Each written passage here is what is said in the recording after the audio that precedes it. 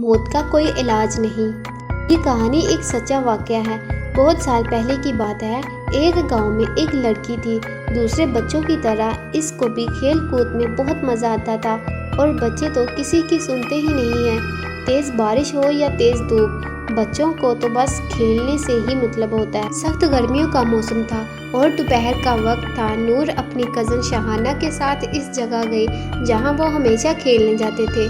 وہ جگہ ان کے گھر سے تھوڑی ہی دور تھی، اور وہاں پر ایک درخت تھا جہاں پر بچوں نے کھیلنے کے لیے ایک جھولا لگایا ہوا تھا۔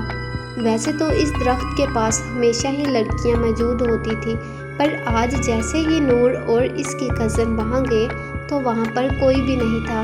تو انہوں نے کہا کہ چلو اچھا ہے، آج ہم خود ہی مزہ کریں گے۔ اور نور جلدی سے جا کر جھولے پر بیٹھ گئی، اور اس کی بات پر شاہانہ کو بہت غصہ آیا۔ شاہانہ نے نور سے کہا، پہلے مجھے بیٹھنے دو، پر نور نے اسے نہیں بیٹھنے دیا اور شاہانہ غصے میں چلی گئی۔ نور کو یہ احساس ہی نہیں ہوا کہ نور وہاں پر اب اکیلی رہ گئی تھی۔ اچانک نور کو محسوس ہوا کہ جیسے اسے کوئی جھولے دے رہا ہو، اور آہستہ آہستہ وہ اور تیز ہوا میں جا رہی تھی۔ اب وہ خود بھی ڈرنے لگی تھی کہ یہ اس کے ساتھ کیا ہو رہا ہے۔ نور وہاں پر چلانے لگی، پر وہاں کوئی بھی نہیں تھا جو اس کی مدد کرتا۔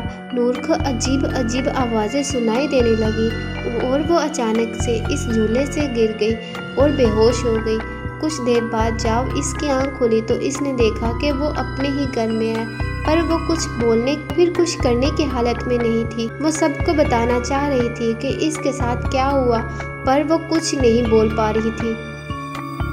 دن بے دن اس کی حالت خراب ہوتی جا رہی تھی۔ اس کے ماں باپ نے ہر ڈاکٹر، ہر حکیم سے بات کر کے دیکھ لی، پر کوئی بھی اس کا علاج نہیں کر پا رہا تھا۔ ایک دن نور کے بابا کسی بزرگ کو لے کر آئے، اور اس بزرگ نے ان کو بتایا کہ نور اب زیادہ دن زندہ نہیں رہ سکتی، کیونکہ وہ پوری طرح غیب کے قبضے میں آ گئی ہے۔ پھر بھی اس بزرگ نے اپنی طرف سے پوری کوشش کر لی کہ وہ نور کو بچا لے، پر کچھ دن بعد ہی پتہ چلا کہ نور اب اس دنیا میں نہیں رہی۔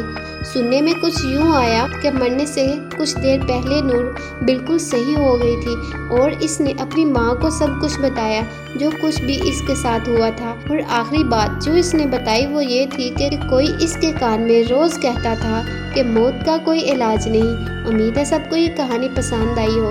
اگر آپ کو ہماری یہ کہانی پسند آئی ہے تو ہمارے چینل کو لائک اور سبسکرائب ضرور کیجیے۔ Thank you for watching.